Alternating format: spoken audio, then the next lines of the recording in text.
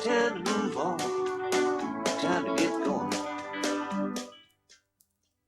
Oh, did I startle you?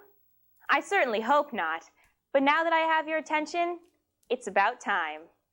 Back in high school, we thought we had all the time in the world. We always had tomorrow to get the job done.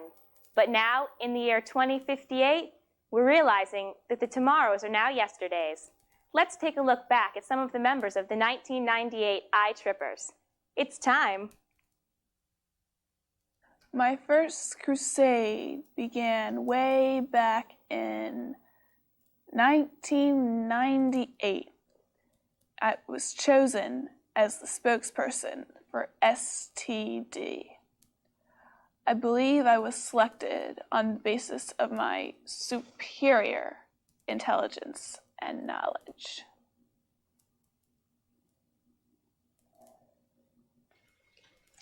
There are so many people out there with STDs. Once, I was with a guy who had an STD. It only took one time. I didn't know he had it, and there was no way to tell. And now my life will never be the same. That began an illustrious lifelong career where I championed the causes for public welfare.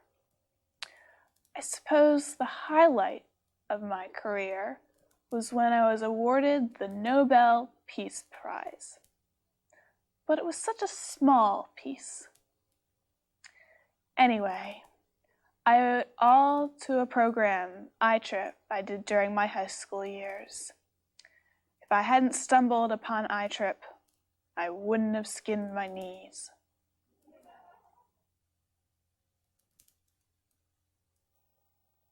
My first 7 books were science fiction farces about a race of transsexual Venusians at war with their domestic pets. The publishers wanted it.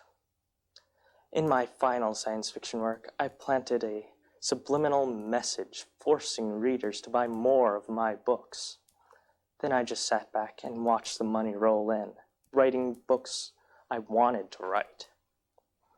In that light, I came out with my 8th book, a 980-page epic called The Miracle of Mucus. It topped the bestseller list for 18 months.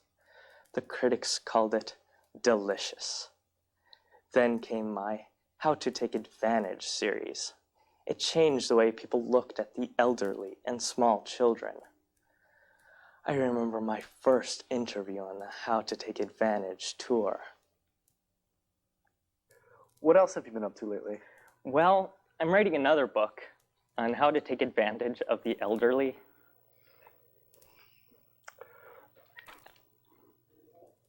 I feel we just lost a couple Oh, do you have a lot of elderly viewers? Yeah. Oh, taking advantage of little children. They're small and weak, so, you know. After that appearance, my career came to an abrupt end. People just couldn't relate to my dashing good looks and suave charm. The only people to buy my books were supermodels, but they only wanted the poignant human side to taking advantage.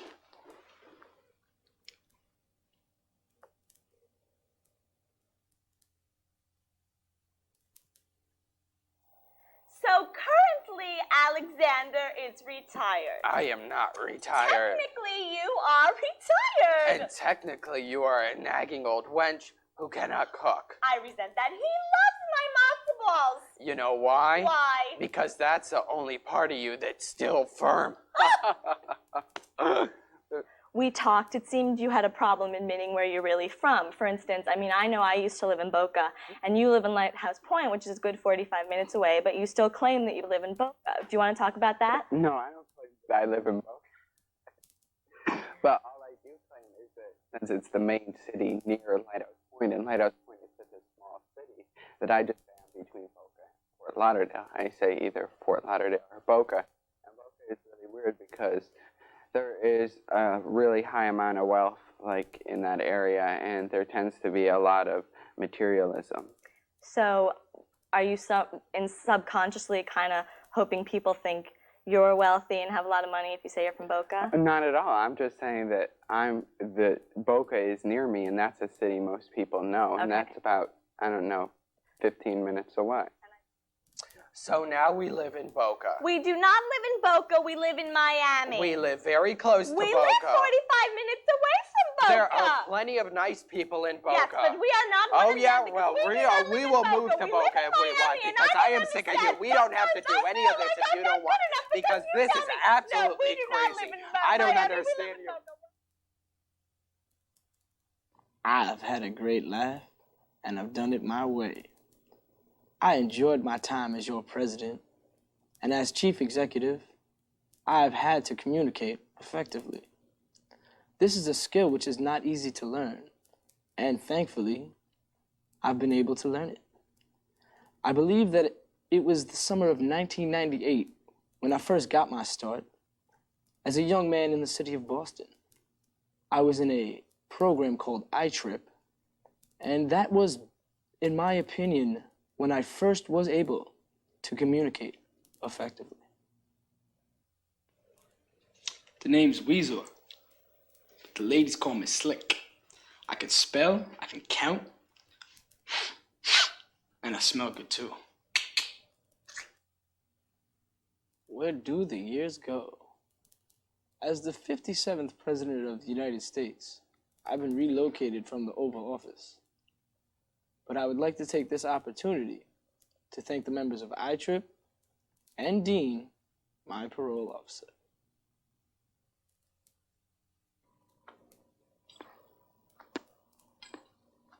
There you are. I started off my career doing interview announcing in 1998 and makeup too. Nothing big, but it was a start. Welcome to Studio East, the program that brings you close to the people today who have the ideas for tomorrow. Tonight's topic, what do teenagers need to know about life? Now here's your host for this evening's show, Jason Perry. That same year, I got my big break. I was singing on the subway in Boston with my girl Alicia, and a producer signed me up on the spot. Now I'm retired and I own my own makeup company called Crystal.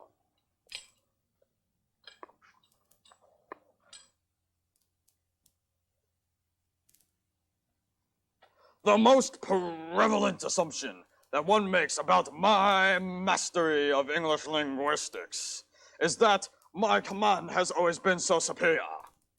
However, one would be aghast to find out that my ability and knowledge of the English language has not always been so omnipotent.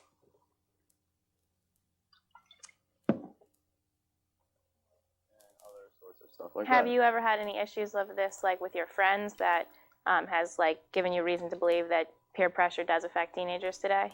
Yes, personal experiences actually. About a couple years ago, I was hospitalized because one of my friends pressured me into doing something that got me hurt, but As you can see, Carrie, you fox, you've aged horribly. As for me right now, I'm totally hammered. 'Cause as the saying goes, if I get drunk and pass out on the floor now, baby, you won't bother me no more, thank you.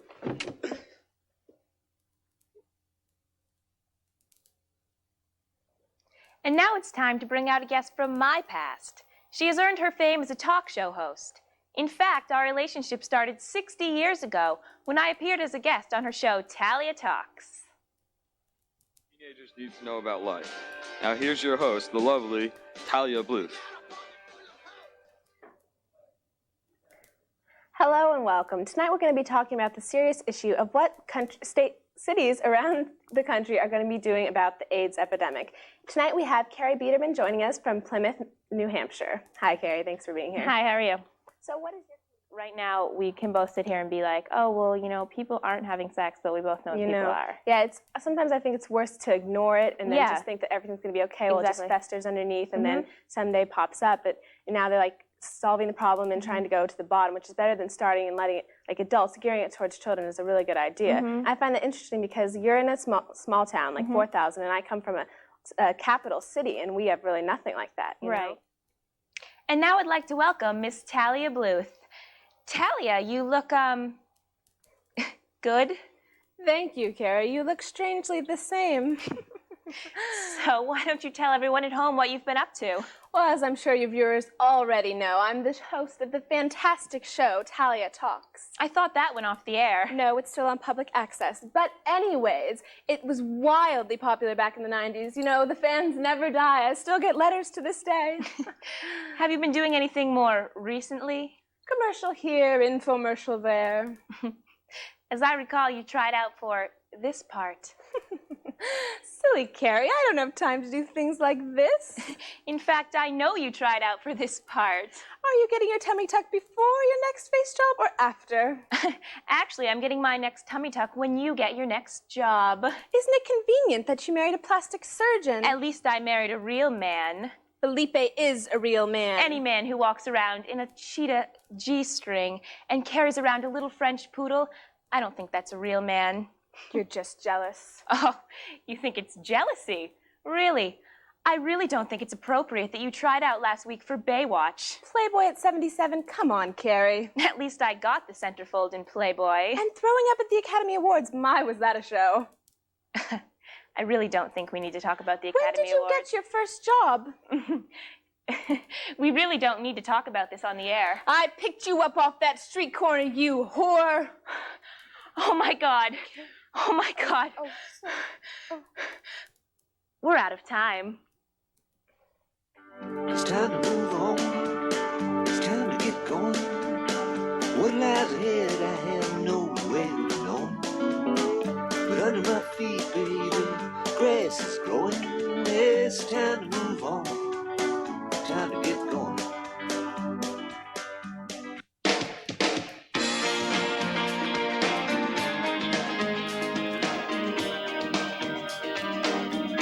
These are the days.